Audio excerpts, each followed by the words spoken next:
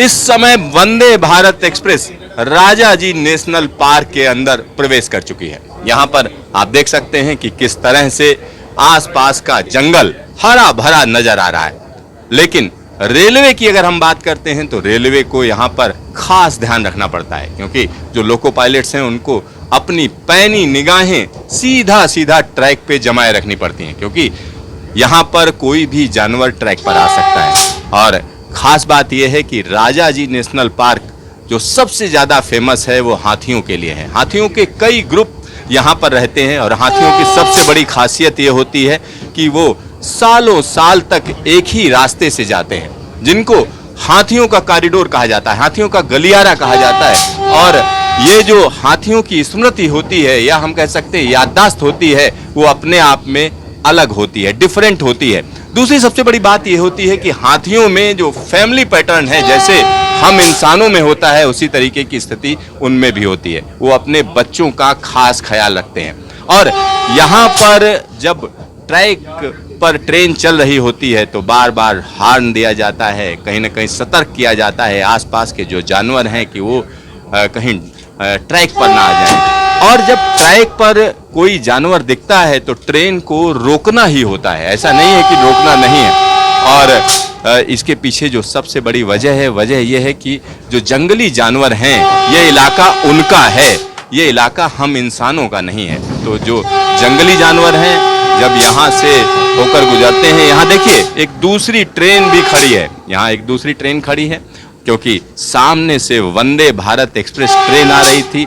और यहाँ मैं आपको बता दूं, उत्तराखंड के लिए ये जो तोहफा दिया गया है रेल मंत्रालय की तरफ से, उसको हम आपको दिखा रहे हैं। यहाँ पर एक देखिए एक छोटा सा स्टेशन गुजर रहा है, कासरो जो है कहीं ना कहीं जंगल के अंदर ही है, तो जंगल के अंदर का ये स्टेशन। और यहाँ एक और चीज़ मैं आपको बताना चाहूँगा, क्योंकि जब इस ट्रेन की बात होती है तो कहीं ना कहीं सबसे सुस्त वंदे भारत कही जा रही है। सबसे सुस्त वंदे भारत कहने के पीछे जो वजह यही है कि एक बड़ा रास्ता इसका जंगल से होकर गुजरता है। तकरीबन 55 किलोमीटर का रास्ता इस तरीके के जंगलों से होकर गुजरता है, जिसमें जंगली जानवर हैं। और इस ट्रैक की अगर हम बात करें तो 3 कॉरिडोर हैं, जो हाथियों के कॉरिडोर जिनको कहा जाता है। आसपास का जोरदार जंगल देखिए, क्योंकि जंगलों की जब हम बात करते हैं तो इनको कहीं ना कहीं देहरादून और आसपास के इलाकों के लिए कहा जा सकता है कि ऑक्सीजन देते हैं, ये फेफड़े हैं आसपास के इलाकों के लिए। और उत्तराखंड की जब हम बात करते हैं तो उत्तराखंड एक ऐसा राज्य है जिसमें ढेर सारे जंगल हैं, यानी जंगल का जो क्षेत्रफल है अच्छा खासा है। अब देखिए जंगल के बीच से वंदे भारत अपनी शानदार यात्रा कर रही है, शानदार यात्रा है ये। और इस ट्रेन में खुद रेल मंत्री भी सवार हैं और यहाँ पर हम आपको ये पूरी जर्नी दिखाएंगे। यहाँ पर एक और चीज़ मैं आपको बता दूँ, कहीं जब यह ट्रैक देखिए छोटी छोटी नदियाँ भी हैं बीच में जिनके पुल हैं, क्योंकि जो जंगल होते हैं जंगलों में खासियत ये होती है बारिश होती रहती है। कई बार यहाँ से जो पानी के रास्ते हैं वो जगह जगह जंगली नाले बनाते हैं, तो उनके लिए भी रास्ता दिया जाता है। यहाँ देखिए किस तरीके से ट्रैक मुड़ रहा है और कहीं ना कहीं जो ग्रेडियंट है वो हम कह सकते हैं नीचे की तरफ है।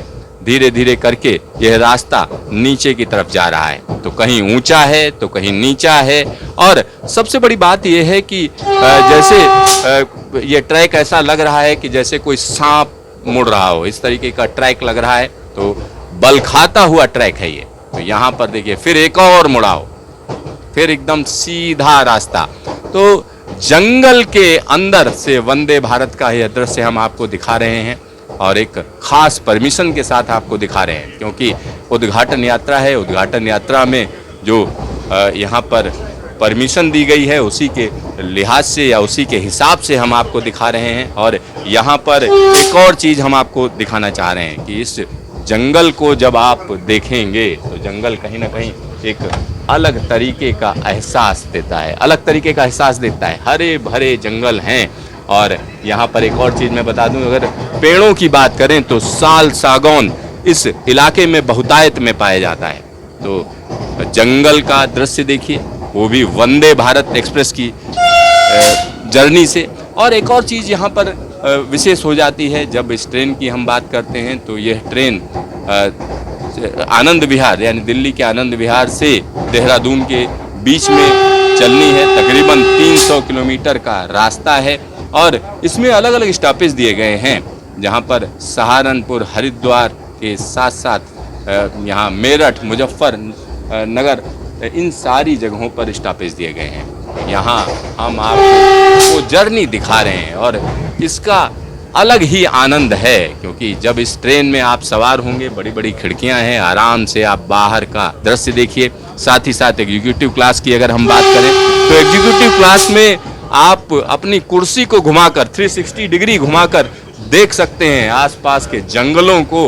और यहाँ पर एक और खास बात मैं आपको बता दूं, अगर इस ट्रैक पर कहीं भी हाथी आ जाए तो ट्रेन को रुकना ही है, हर हालत में रुकना है। तो यहाँ हम वो दृश्य देख रहे हैं। आसपास इस जंगल में हम कह सकते हैं वॉच टावर भी हैं, तो वॉच टावर भी हैं। साथ ही साथ इस नेशनल पार्क की अगर हम बात करें, हाथी तो हैं ही, साथ ही साथ इसमें टाइगर भी हैं। तो घना जंगल है, घने जंगल से देश की सबसे ज़्यादा रफ्तार वाली ट्रेन गुजर रही है, लेकिन इसको अपनी रफ्तार पर काबू रखना पड़ रहा है, क्योंकि यहाँ का जो ट्रैक है उसके लिए कॉशन है। 35 किलोमीटर का कॉशन है, जिसमें कभी ऊपर जाती है ये ट्रेन, कभी नीचे जाती है, यानी ऊंचाई नीचाई है। और जब दून वैली की हम बात करते हैं तो खास तरीके की घाटी होती है, जिसमें हम कह सकते हैं कि आसपास के जो शिवालिक रेंज है उनके बीच में ये घाटी है, इसको दून वैली बोलते हैं। तो देहरादून इसीलिए फेमस है, क्योंकि अब पास की अगर हम बात करें तो मसूरी को भी रास्ता जाता है, गंगोत्री को भी रास्ता जाता है और हरिद्वार के पास का ये इलाका है। कैमरामैन हीरा मंडल के साथ सिद्धार्थ, न्यूज स्टेशन, नई वंदे भारत एक्सप्रेस ट्रेन।